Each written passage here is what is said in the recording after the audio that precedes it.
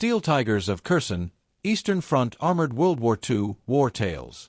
The snow lay heavy across the Ukrainian steppe, each flake settling like a shroud over a land that had known nothing but war for years. It was late 1943, and the Eastern Front raged in brutal sweeps of iron and fire. Kherson, a city on the Dnieper's bend, had become a prize both sides clawed for with desperate fury. German panzers, many still formidable despite exhaustion, stood against the relentless push of the Soviet Red Army. Among the units thrown into this cauldron were the famed Tigers of the Wehrmacht, massive steel predators that the Soviets had come to fear, yet yearned to destroy. This is their story, the tale of the Steel Tigers of Kherson. Leutnant Karl Weiss wiped frost from the Tiger's thick vision slit.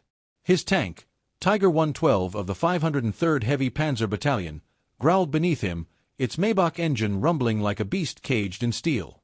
At 27, Karl had already fought across half of Europe, France, Smolensk, Stalingrad's outskirts. Yet here, in the frozen fields of Kherson, he felt the end drawing near.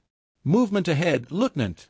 his gunner, Feldwebel Otto Kruger, barked, eyes pressed to the Zeiss optics of the 88mm gun. Karl leaned forward. In the distance, a wave of dark silhouettes crept through the snow mist, Soviet armor. T-34s, dozens of them, moving in a crescent formation. Behind them, looming shapes of the newer Su-85 assault guns. The Soviets wanted Kherson, and they wanted it tonight. "Radio the others," Karl ordered. "Tell them the storm is here." Inside the Tiger, the crew tightened like a fist. Loader Hans strapped on his headset, muttering a prayer. The driver, Dieter, hunched low, hands firm on the controls. The air smelled of grease, cordite, and fear. The battlefield ahead was a blank slate of white, soon to be painted in fire. The German line was thin, anchored by less than 20 operational Tigers and a scattering of Panzer IVs. Against them thundered over 100 Soviet machines, engines roaring, tracks clattering. The Red Army wanted a breakthrough toward the Black Sea, and Kherson was the gateway. "Führer free!" Karl shouted. Otto's 88mm cracked, the recoil jolting the Tiger like a hammer. Through the optics, Karl watched a T-34 erupt in flame, turret launching skyward. The loader rammed another shell home, sweat freezing on his brow despite the cold. Next one, 2 o'clock. Boom.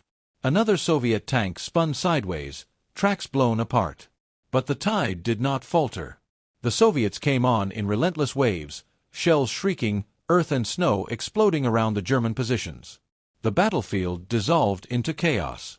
Tigers belched fire, their thick armor shrugging off hits that would gut lesser machines. Yet the Soviets swarmed, firing from every angle, willing to sacrifice 10 tanks for one Tiger kill.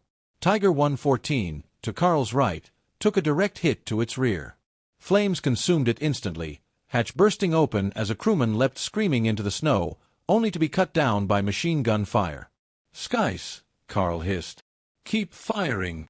The field became a graveyard of iron.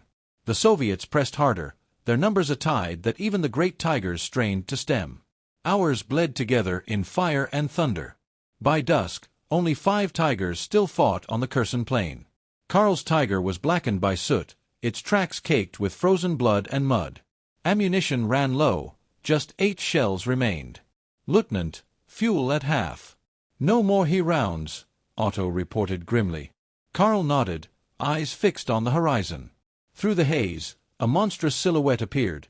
The Soviets had unleashed their secret hammer, the KV-85 heavy tank. Its 85mm gun barked, sending a shell shrieking past Tiger 112, so close the shockwave rattled the bolts in the hull. "Damnation," Karl muttered. "Dieter, move us. Flank it." The Tiger groaned forward, treads grinding over burning wreckage. Karl's heart pounded. One mistake meant annihilation. He remembered his brother, lost in Stalingrad, and wondered if fate had brought him here to die the same way, in the steel furnace of the East. "Target locked." Otto roared. "Fire!" The 88mm thundered, striking the KV square in its turret. The Soviet giant shuddered but kept coming, smoke belching from its seams. "Reload!" Hans screamed, slamming another shell into the breach. The second shot found its mark. The KV erupted in a tower of flame, turret splitting apart. The crew cheered, but Karl felt only dread. For every one they killed, 10 more came. Night descended, but the Soviets did not relent. Searchlights swept across the field, and rockets streaked overhead, casting shadows like phantoms across the dead. By midnight, Karl's Tiger was the last of his company still mobile. Around him lay the burning carcasses of friend and foe alike, the snow now blackened with oil and blood. His crew was exhausted, hands blistered, faces streaked with soot. "Radio's dead," Otto rasped. "We're alone." The Soviets closed in, their tanks forming a ring of steel. Karl counted at least 20 silhouettes through the gloom, engines growling like predators. He took a deep breath. "Then we fight. Until the end." The crew exchanged weary but resolute nods. They had fought together through countless battles. They would die together here. The Tiger roared, charging forward into the encirclement. Its gun spat fire, smashing a T-34 in half. The coaxial MG rattled, mowing down infantry that dared advance. Shells hammered the Tiger, sparks showering inside, but its armor held, for now. Dieter weaved between burning wrecks, the Tiger striking like a cornered beast. Then came the fatal blow. A Soviet Su-85, hidden behind a ridge, unleashed its 85mm shell. It struck the Tiger's flank, punching through the side armor with a deafening roar. The cabin filled with fire and smoke. Hans screamed, clutching his chest as shrapnel tore him apart. Otto swore, still gripping the smoking 88mm. Karl felt searing pain as heat licked his arm, but his mind stayed clear. "Load." "One more," he shouted. Otto jammed the last shell into the breech. With trembling hands, Karl aimed through cracked optics at the Su-85. Fire! The Tiger's final roar split the night. The shell slammed into the Soviet gun, obliterating it in a storm of steel. Moments later, another salvo tore through the Tiger's hull. The beast shuddered, groaned, and finally fell silent. When dawn broke over Kherson, the battlefield was a wasteland of twisted wrecks and charred corpses. The Soviets had secured the field, their banners rising over smoldering ground.